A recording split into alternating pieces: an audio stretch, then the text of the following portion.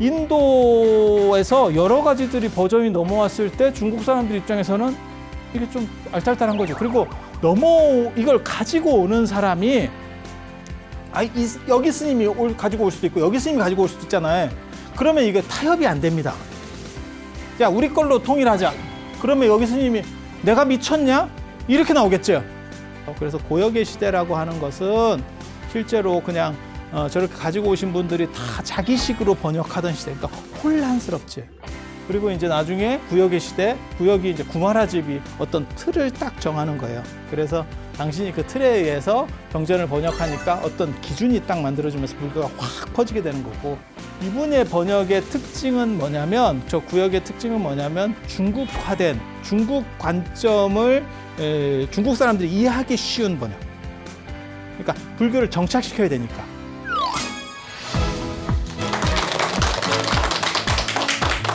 자, 안녕하세요. 삼국지나 초안지하고 비교될 수 없는 지금 위진남북조 시대의 구마라집에 관련된 이야기들을 계속하고 있습니다. 이 혼란사항이나 이런 얘기들까지 자세히 하면 너무 복잡하고 사실 어려워요. 그리고 저때 막 왕조들이 너무 막 명멸하고 막 이런 문제들이 있어서 그리고 말은 이렇게 하지만 저도 그 자세한 거는 다 기억하지 못한다는 거. 그래서 말을 못하는 걸 수도 있어요.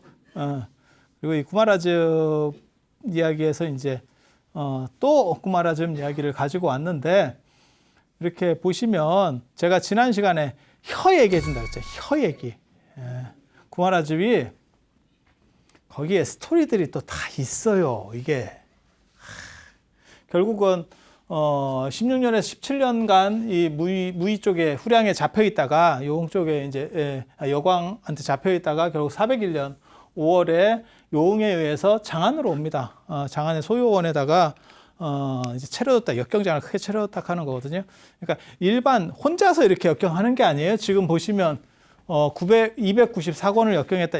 이게 그냥 이렇게 꼼지락꼼지락 우리처럼 배 위에다가 노트북 놓고 이렇게 잡작잡작 번역하고 있는 게 아니에요. 그런 식으로 하는 게 아니고 큰 강당을 놓고 체계적으로 합니다. 다 분업을 하는 거예요. 큰 강당을 놓고 이 양반은 특히 강의를 해요.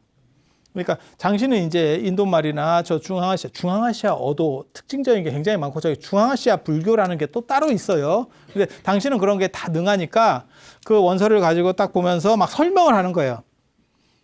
읽어주고 설명하고 뭐 이랬을 거예요. 그러면 옆에 사람이 그걸 또 속기사 같은 사람이 싹 받았어. 그래서 수업과 동시에 번역을 같이 하는 거예요. 그러면 어떤 사람이 받아쓰고 그 밑에 사람이 윤문하고 뭐 틀린 거 있나 교정하고 다 분업으로 넘어가는 거예요.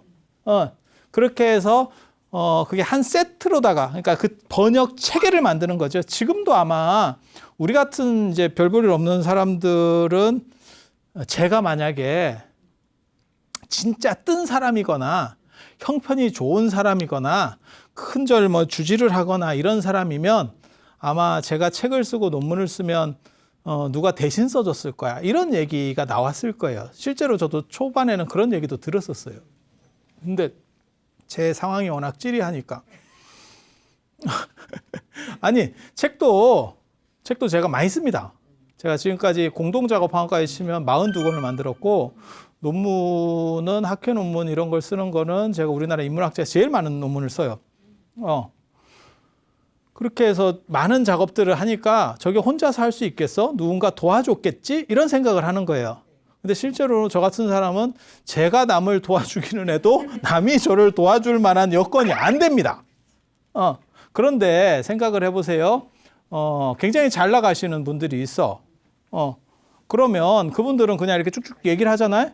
그러면 그거를 누가 녹음하고 치고 그 다음에 교정하고 뭐 이렇게 책으로 나오는 겁니다. 그래서 그렇게 되는 거예요. 그래서 구마라집 같은 분은 당신이 수업하고 딱 해서 핵심만 딱 다다다닥 이렇게 이게 읽어주고 번역하고 그 다음에 거기를 강의를 하면 이게 번역서가 나오는 거예요. 그 기준들이 어느 정도 다 갖춰져 가지고. 이해가 되시죠? 예전에 저거 뭐야, 모던 타임즈 영화 보면 그거 있잖아요. 분업 해가지고 딱딱 찰리 채플린 탁 하면 탁탁탁탁 하듯이 그런 식으로 나가는 거야. 그래서 그 역경장에 수많은 대중들이 모인대. 구마라집 제자가 막 3,000명이다 뭐 이런 얘기가 있거든요. 거기서 숫자도 잘 이해해야 돼. 공자 제자도 3,000명이라고 나와. 근데 공자 세가나 중리 제자 열전 보면 실제로는 한 72명 정도. 그래서 누가 그런 얘기를 한 사람이 있어요. 우리 유교 배울 때 공자가 평생 만난 사람이 3,000명이 안 될걸? 이렇게. 그러니까 이게 중국의 상투 구라 언어 중에 하나야. 인도에서는 그렇게 많다라는 표현을 84,000 뭐 어쩌고저쩌고 뭐 아쇼카 대왕이 뭐 84,000 탑을 세우고 뭐 84,000 법문을 설하시고 이런 식으로 하는 게 많다라는 뜻이면 중국에서는 3,000 제자 이러면 굉장히 많다. 이런 의미로 보통 얘기를 해요. 3,000 제자였는데 한 명이 집에 가가지고 2,999명이 됐네요. 이렇게는 안 할 거 아니야. 그래서 뭐 문중자 왕통이 3,000명 제자가 있었다는 둥 뭐 이렇게 그러니까 최고 레벨에 오르면 그런 표현들을 씁니다. 그래서 진짜 3,000명이 뭐 있었는지는 잘 모르겠고 아무튼 굉장히 제자가 많았던 거는 맞아요. 왜냐하면 저 정도 명성에 이제 저게 되는 거죠. 그 당시에는 이제 불교가 확 일어나는 시대였었고 다 거기에 이제 막 들어오는 거죠. 근데 그래서 어떤 사람들은 뭐 3,000명을 놓고 뭐 수업을 그 말도 안 되는 소리고 마이크도 없고 육성으로 제가 목소리 크게 하면서 답사 다니고 이럴 때 막 소리 질러도 100명 감당하기 쉽지 않습니다. 이게 100명 쉽지 않아. 그래서 아무튼 많이 있었던 건 맞고 그 뒤에 동참하는 것만 가지고도 복이 된다라고 생각하고 막 개떼같이 있었던 거는 맞을 거예요. 왜냐하면 큰 스님들이 예전에 법문하실 때도 뭐 불교국가 시절이나 이럴 때도 마찬가지였을 거예요. 그 스님이 딱 뜨기만 하면 아이돌 뭐 하듯이 그냥 그 근처가 다 그러니까 멀리서 보기만 해도 영광이라고 생각하는 거죠. 이해가 됩니까? 우리 어렸을 때 뭐 그런 거 있었어요. 제가 한번 봤었지. 언제 봤었냐면 교황 왔을 때 86년인가. 제가 그때 또 중학생인가 이랬는데 국기를 흔들고 나갔던 기억이 서울의 모든 학생을 동원해서 국기를 흔들었다니까요. 이거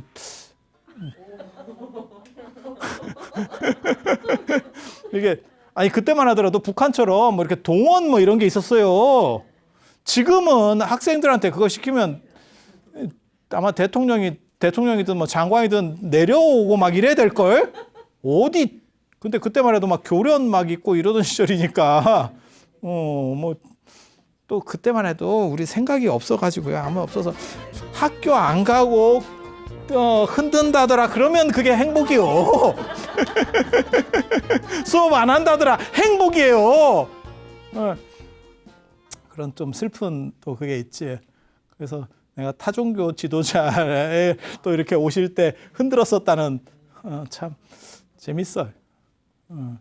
그래서 거기에 이제 많은 대중들이 있었고 이 요흥이라고 하는 사람이 요흥이 구마라집을 존경했는데 구마라집을 존경하는 방식이 약간 달라요. 그러니까 구마라집을 대단하게 봤는데 어차피 저 여광 밑에서 파괴를 했잖아. 그러니까 마누라가 있잖아.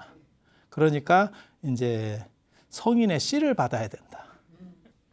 어떻게 했냐면 상태 좋은 여자 10명을 넣어줘. 그렇게 해서 이제 씨를 받겠다 이렇게 해서.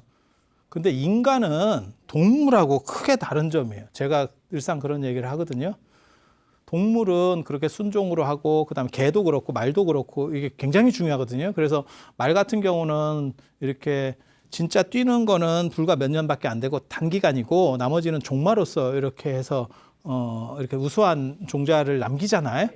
그렇게 가는 거거든요. 그래서 현역에서 은퇴했어도 수상 경력이 좋고 이러면 종마로도 굉장히 비싸게 팔립니다. 그러면 그 말은 그냥 뭐 그렇게 살다가 죽는 거요. 뭐 상상해봐.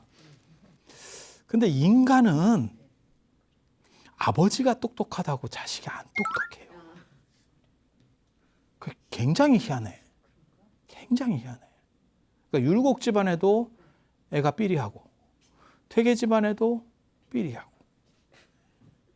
지금 뭐 이렇게 정치인들도 아주 대단하신 분들 이렇게 보면 그렇게 뭐 아버지가 너무 대단해서 그럴 수도 있지만 그래서 제가 그런 얘기 하는데 우리나라 전 역사를 통틀어서 아버지가 똑똑하고 자식이 똑똑한 집이 한 2집 정도가 꼽힌다. 그게 하나는 원효. 영험하지. 예, 원효하고 설종. 그게 신라 십성에 들어갑니다. 두 사람 다. 그 다음에 나중에 이제 조선시대 때 사계 김장생과 신독제 김집. 그건 이제 약간 레벨이 떨어지지. 김집은 좀 떨어지거든. 뭐 그런 정도고 나머지는 없어요. 이게. 그래서 이때 이 시도를 했는데 망했습니다. 망했습니다. 그러니까 상태가 별로 그게 희한하지. 인간은 그렇더라고요. 인간이 진짜 말처럼 말이나 안 그러면 진돗개처럼 이렇게 뭐가 이렇게 내려가면 그러면 진짜 우열반이 확 나뉘는 거지. 그럴 것 같지 않아요? 귀족 사회 때 우열반이 확 나뉘었겠지. 근데 인간은 그게 안 돼요. 모르겠어. 저도 다행이라고 생각해요.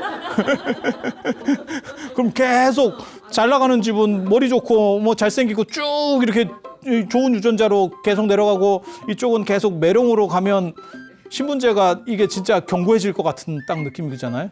근데 이거는 이제 인간은 개천에서 용나는 게 가능했죠. 얼마 전까지만 하더라도. 근데 지금은 이제 사회가 너무 안정돼서 개천에서 용나기 참 어렵지만 개천이 말라서 그래요. 수자원이 고갈돼가지고 개천이 말라서 용 나오기 힘들지. 그 용은 안 나오고 이 용이 나오지. 용 나온다 이렇게 그런 상황이 됐잖아요. 그래서 10명을 넣어도 안 돼요. 그게 저게 없었는가 봐. 자식이 있는데 전멸이에요. 호랑이는 호랑이 새끼를 낳는다. 그거는 호랑이니까. 사람은 안 그렇더라고. 사람은 안 그렇더라고. 그래서 이 양반이 이렇게 역경장에서 법문을 설하는 거예요. 그러니까 스님도 아니고 스님이 아닌 것도 아니야. 그러니까 최고의 불교 학자인데 스님은 아니야. 10명이니까. 기본 하나 있고 플러스로 10이 더 있어요. 이거 한 명만 더 오면 예수다. 그냥 안에서 뭐 한타스가 나와 지금. 뭐 이러니까. 그래서 저 양반을 존중해야 되느냐 말아야 되느냐 뭐 이런 게 생기는 거예요. 그러니까 그게 사회가 안정이 되면 사실 이런 분들이 제대로 대우를 못 받습니다. 그래서 저 때만 저런 분이 유명한 분이 2분 있어요. 저 구마라집 말고 한 분이 더 있어. 이게 좀 특이한 분이 하나 더 있어. 이 구마라집은 법사고 구마라집은 법사인데 약간 불교를 잘하는 전직 스님이었던 분이고 스님인데 여자를 좋아해서 여자를 좋아하는데도 유명한 사람이 있어요. 그게 삼거화상이라고. 현장 스님의 제자인 규기 스님입니다. 규기 스님을 다닐 때 그렇게 다녔대요. 앞에 경전을 한 수레는 경전이고 자기는 2번째 수레 타고 3번째는 먹을 거하고 여자가 있대요. 이거 뭐요 도대체? 그래서 삼거화상 사람들이 이게 꼬는 거야 이제. 이제 꼰다고. 그러니까 머리 좋고 대단한 건 대단한 거지만 아닌 건 아니라고 얘기하는 거예요. 그렇게 해서 수천 명이 이제 구마라집한테 배우는데 구마라집이 자기도 이제 쪽팔리지. 저기 이제 스님들을 가르쳐야 되는데 쪽팔리지. 그러니까 구마라집이 법상에 딱 올라가면 첫 마디가 그거라는 거잖아요. 나를 보지 말고 내가 얘기하는 내가 설하는 법을 봐라. 법을 봐라. 거기에 초점을 맞춰라. 나라는 사람을 보지 마라. 마치 뭐 연꽃이 진흙 속에서 피는 것처럼 그렇게 그런 얘기를 했다는 거예요. 그와 관련해서 아주 재밌는 사건이 있어요. 아주 재밌는 사건이. 그게 불타발타라고 하는 인도 스님이 장안에 옵니다. 언제? 406년.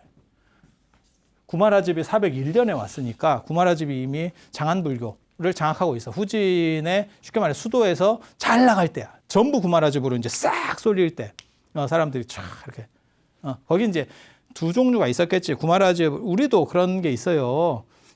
그 사람이 너무 대단하고 너무 존경심이 있으면 그 사람의 험도 그냥 덮어버리는 경우가 있고 그거는 뭐 잠깐이지 뭐 이러면서 이렇게 덮어주는 경우도 있고 원효를 보는 인식도 그렇다니까. 이 한국 불교 안에서 원효를 보는 인식도 그래요. 그렇게 가는 경우도 있고 그건 그거고 그건 그거야. 이건 맞는 거고 이건 아니야 라고 말하는 사람들도 있죠. 근데 동아시아 사람들은 정의 중심이기 때문에 한번 좋아하면 흠이 있어도 그냥 안간하면 받아줘요. 그래서 사회마다 그다음에 어떤 시대마다 이런 기준들이 좀씩 달라요. 그런데 동아시아가 의외로 그런 쪽에 좀 관대합니다. 그래서 뭐 영웅은 뭐 미인관을 넘어가지 못한다는 둥, 뭐 어쩐다는 둥, 저 그런 식으로다가 여자 문제를 좀 관대하게 봐줘요. 근데 그거는 사실은 올바른 것은 아니거든요. 그거하고 술에 대한 문제, 주폭 뭐 이런 거 있잖아요. 술 취해서 잘 몰랐어요. 뭐 이런 거에 대해서 굉장히 관대한 문화가 있어. 이 동네에. 예. 어떻게 보면 그게 가중 처벌을 받아야 될 문제인데, 거꾸로 이게 좀 봐주는 부분들이 있거든요. 그래서 구마라즙이 너무 대단하니까 거기에 이제 홀려가지고 사람들이 긍정적으로 보는 거죠. 그래서 그런 사람들이 더 많았다는 거죠. 근데 인도 사람이 온 거야. 번역하면 불현이야. 인도 불타발타라가 딱 와가지고 보니까 야, 그 대단한 사람이 있다는 거야. 그래서 가봤겠지. 장안에 왔으니까. 근데 여러분은 어떻게 생각하세요? 그 대단한 사람 자체를 본질로 봐야 되나? 안 그러면 그러니까 그런 거죠. 지금 뭐냐면 구마라즙을 스님으로 볼 거냐에 대한 문제예요. 인도 사람은 못 참았을 겁니다. 인도 사람은 못 참았을 겁니다. 중국 사람은 그거를 그냥 동아시아 사람들은 정예 문화 뭐 비슷하게 하면서 이렇게 포장해 줄 수 있는데 인도 사람은 저걸 못 참았을 겁니다. 딱 나오는 얘기는 아닌데 행간이 애매하게 보이는 부분이 있어. 행간이 애매하게 보이는 부분이 있어. 그러니까 인도 스님 입장에서는 약간 이렇게 인도는 출가 제가가 완전히 분리된 문화거든요.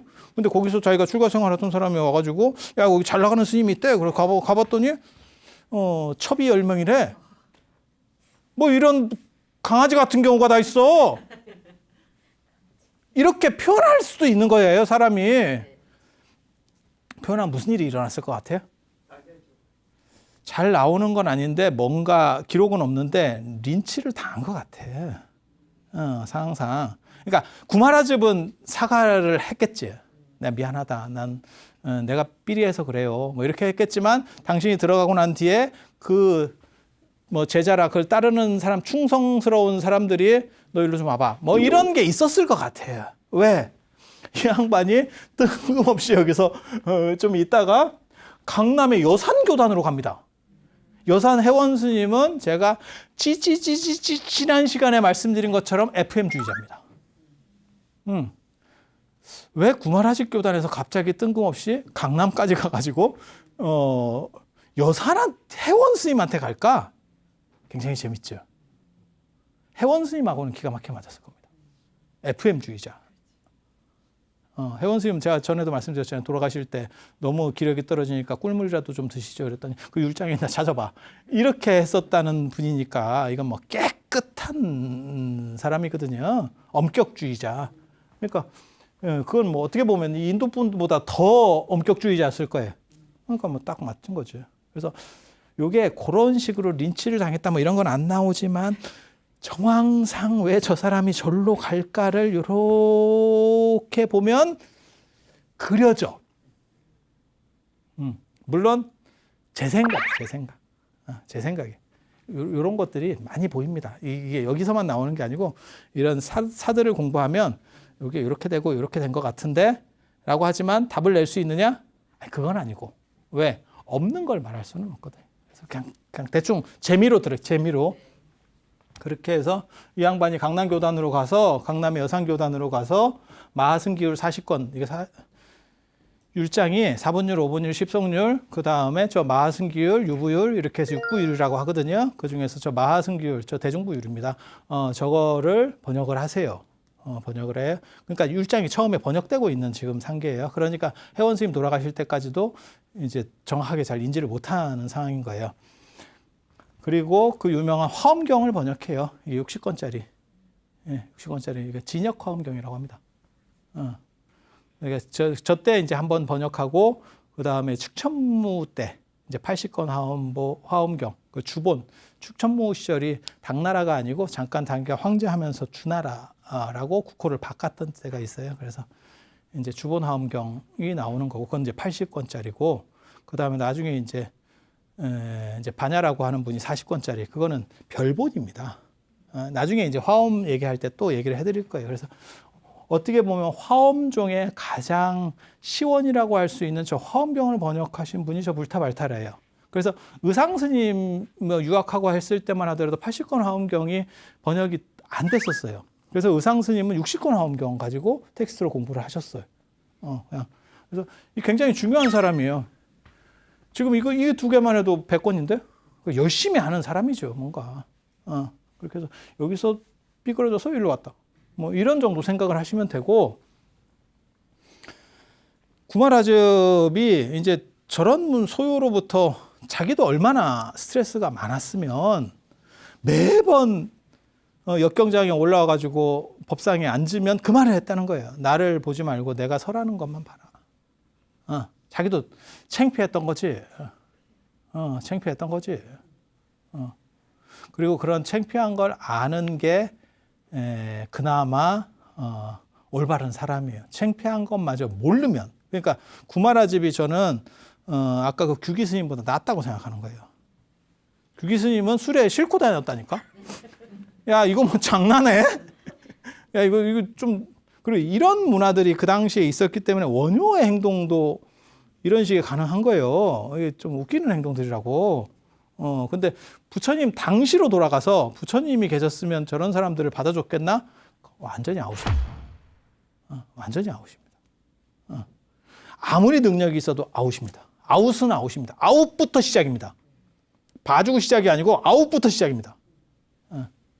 그래서 구마라집이 이제 거기에 대한 이게 컴플렉스가 계속 있었던 거예요. 그래서 돌아가실 때 한 말이 뭐냐면, 구마라집 하면 이제 번역 얘기인데, 번역할 때 뭐라고 얘기하냐면, 중국과 인도 말은 다르기 때문에 이게 번역해서 주는 게 마치 음식을 씹어주는 것과 같다.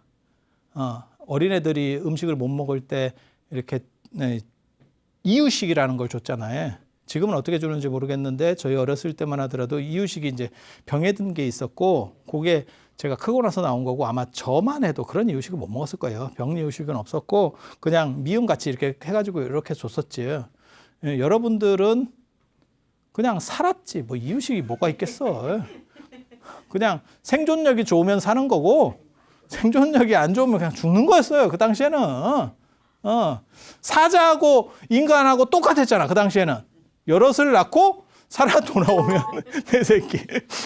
왜 사자가 뭐 그런 얘기 있잖아요. 물론 거짓말일 거예요. 뭐 높은 데서 떨어뜨려가지고 올라오는 것만 뭐 한다 이러는데, 지금같이 막 사람이 귀하고 애들이 귀하고 이런 시절이 아니잖아요. 진짜 막 바글바글 하던 흥부집 같은 뭐 그런 거 있었잖아요. 뭐 7을 낳았다는 둥, 뭐 저 집에는 뭐 애들이 뭐 7, 8 막 이렇게 하고, 또 게다가 또 혼자서 낳는 것도 아니고 능력 있는 또 그런 남성분은 막 이어달리기도 시키고 동시에 또 막 하고, 엄마가 한 명 늘었어요도 있고 막 별집이 다 있었거든.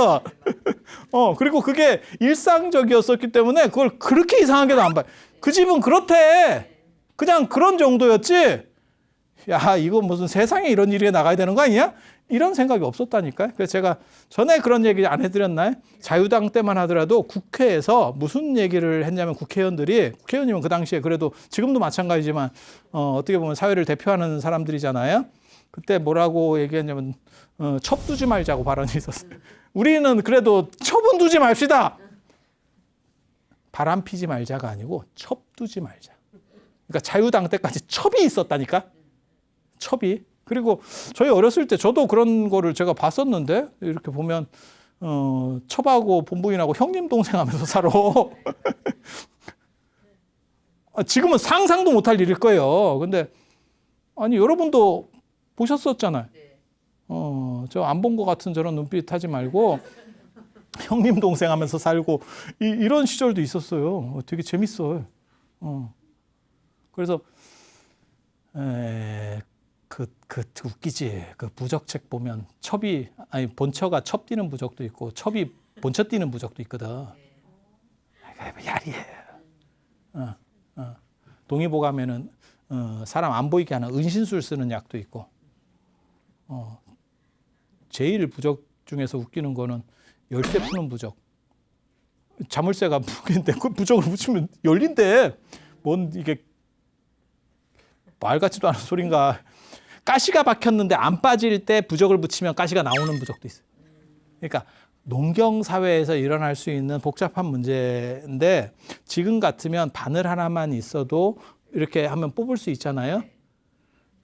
바늘 만드는 기술이 조선 후기에 제대로 없었습니다. 우리가 농사를 너무 중시하다 보니까 그리고 공업을 천시하다 보니까 바늘 기술이 없어서 수입을 하고 막 이랬었어요. 그래서 제대로 된 바늘도 없을 때가 있었어요.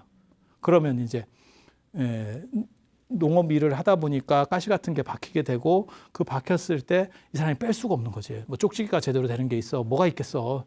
너무너무 아프고 불편하고 하니까 거기에 부적 너무 슬프지 않아 이게? 이게 부적 붙인다고 나오겠냐? 이게 아니 그냥 상식적으로 딱 생각해도 이거랑 인과관계가 성립이 전혀 안 될 것 같은데? 그러니까 그냥 슬프지. 저는 그런 걸 보고 있으면 좀 안타깝지. 얼마나 우리 조상들이 살기가 힘들었으면 그런 거에 의지해야 될 수밖에 없었던 거예요.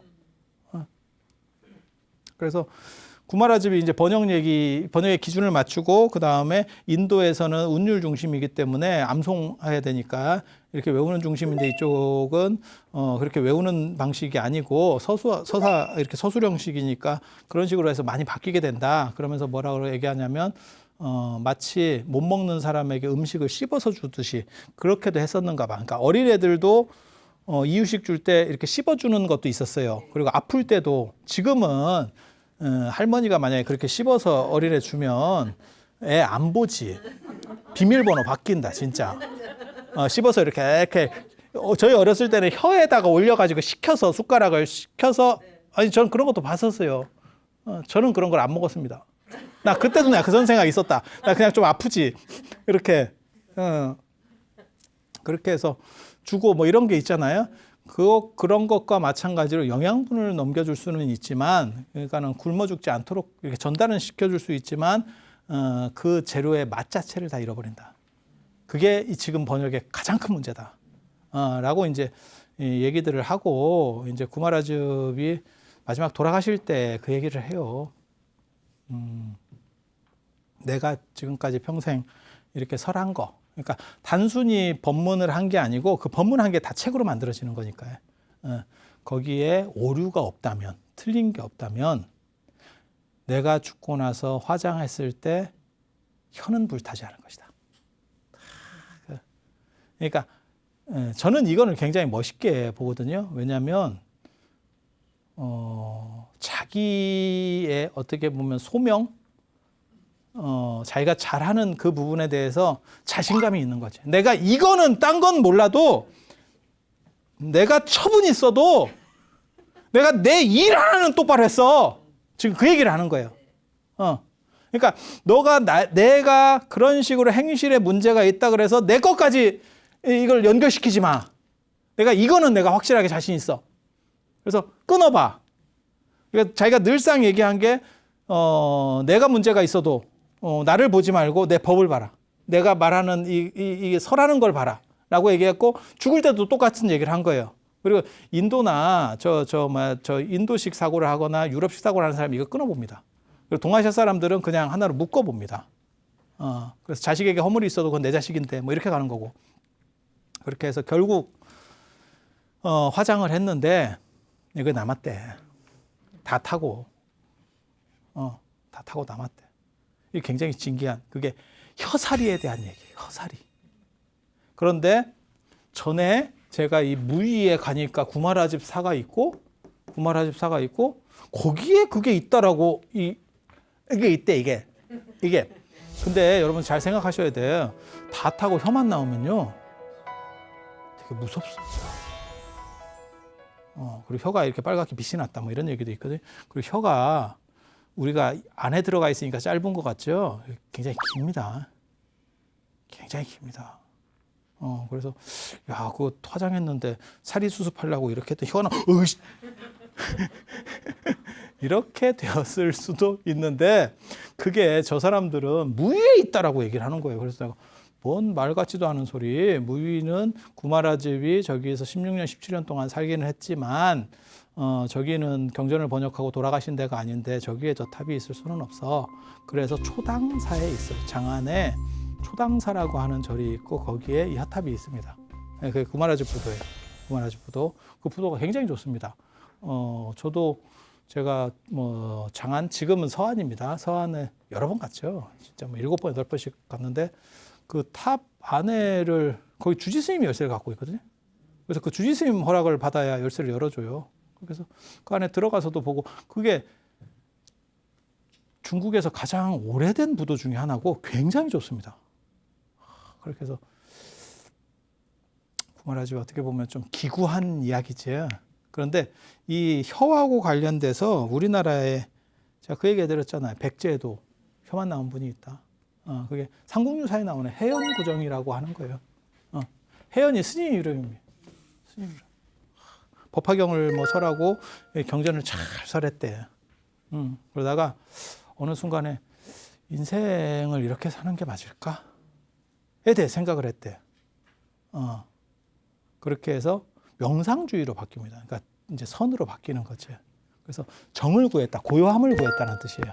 해연이라고 하는 스님이 법사에서 막 이게 잘 날리는 법사에서 이제 명상하는 사람으로 말 안 하고 다 혼자 살면서 그렇게 180도로 에너지가 있는 사람인 거예요. 이분이 에너지가 있는 사람들이 이렇게 움직일 수 있거든요. 그러니까 우리 같은 사람이 어느 순간에 입 닫고 갑자기 참선합니다 이러면서 무건 이렇게 달고 있는 거지. 되게 재밌을 것 같지 않아요? 죽을 때 되면 그럴 거예요. 죽을 때 되면. 그렇게 해서 이 양반이 혼자 이렇게 살고 있었대요. 혼자 살고 있었대요. 갖고 계속 그냥 아무것도 모른다고 이제 이런 식으로 해갖고 했는데 죽었더니 그거를 도반들이 그 양반 유해를 이렇게 동굴에 넣었더니 안 썩는다는 거거든. 근데 하루는 호랑이가 와서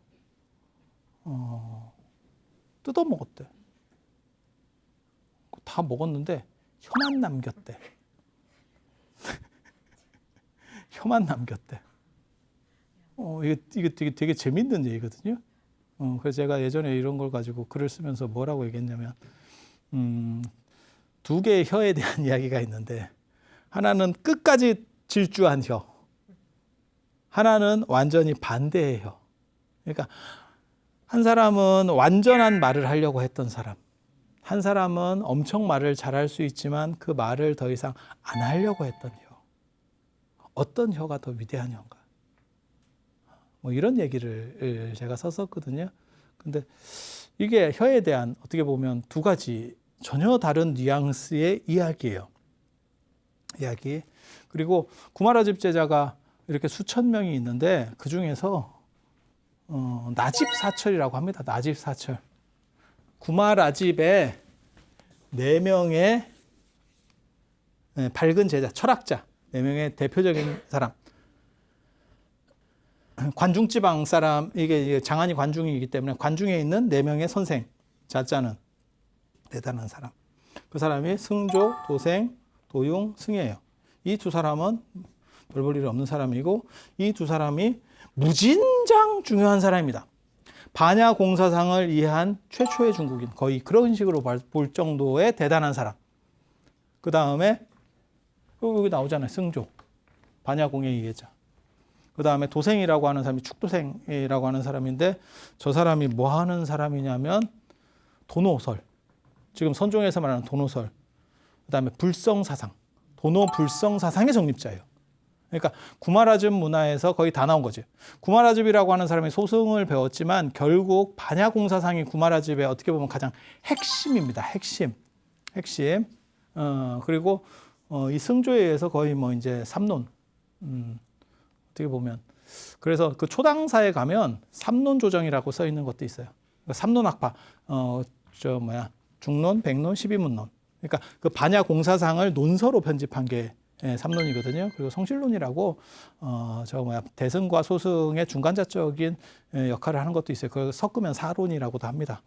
그래서 그렇게 나오는데 이 승조라는 사람, 다음 시간에 이제 승조를 얘기해 줄 건데 승조 굉장히 재밌는 사람이에요. 이거 한번 봐봐. 연대 한번 봐봐. 연대. 몇 살에 죽었는지 보이세요? 31살.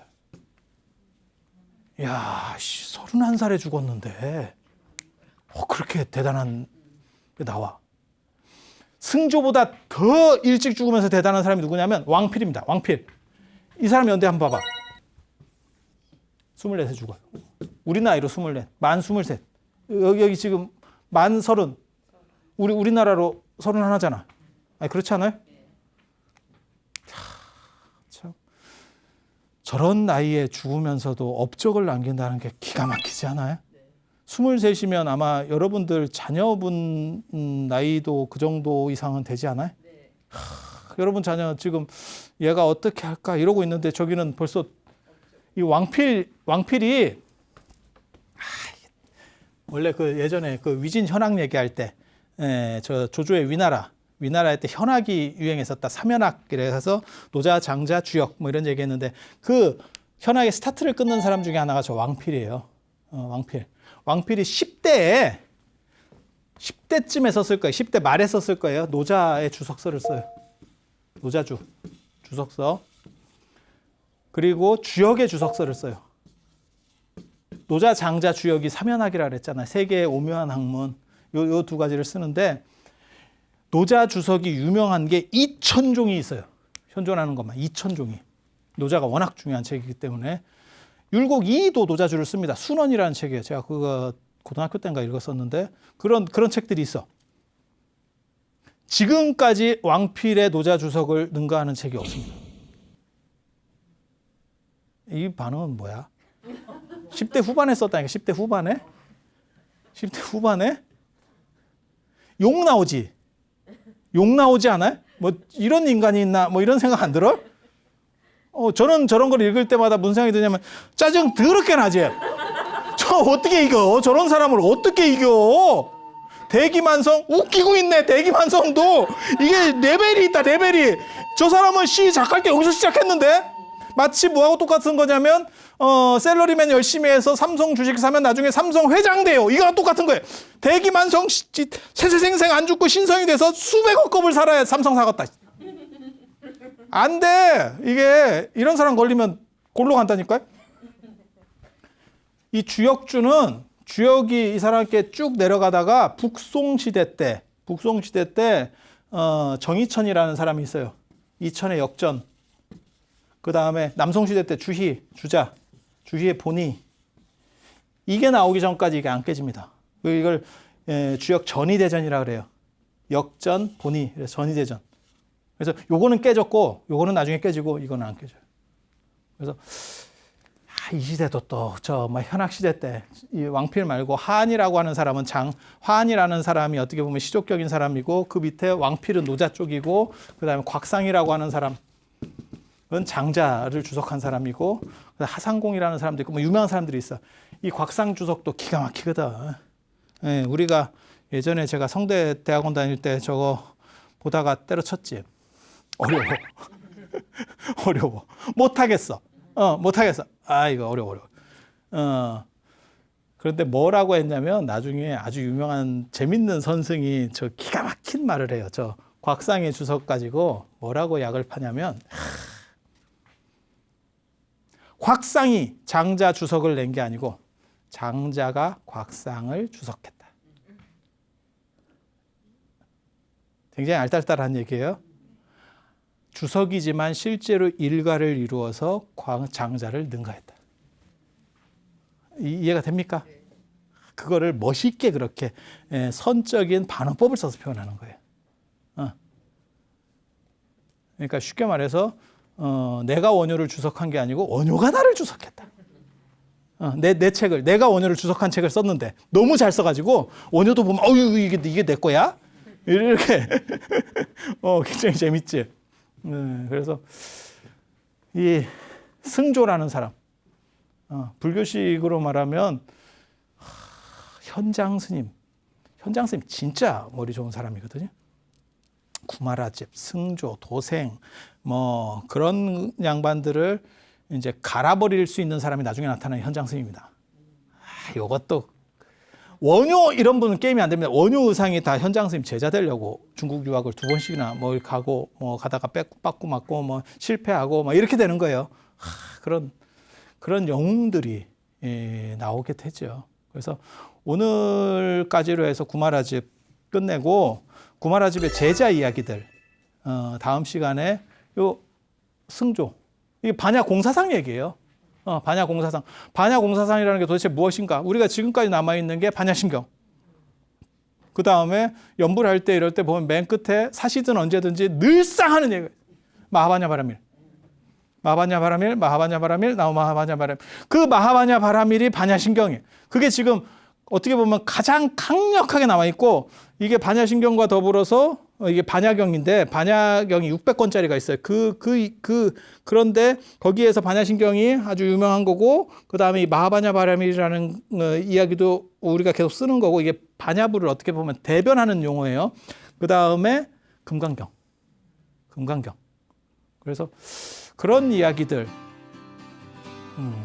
언제 하겠어요? 그래 어쩔 수가 없는 거죠. 어쩔 수가 없는 거예요. 그래서 오늘로써 이제 구마라집은 마치고 이제 좀 더 심화되는 도안이 터를 잡고 구마라집이 건물을 세우고 그 다음에 거기서 이제 좀 더 심화돼서 확대돼 가는 내용들을 다음 시간부터 이야기해 드리도록 하겠습니다. 자, 들어주셔서 감사합니다.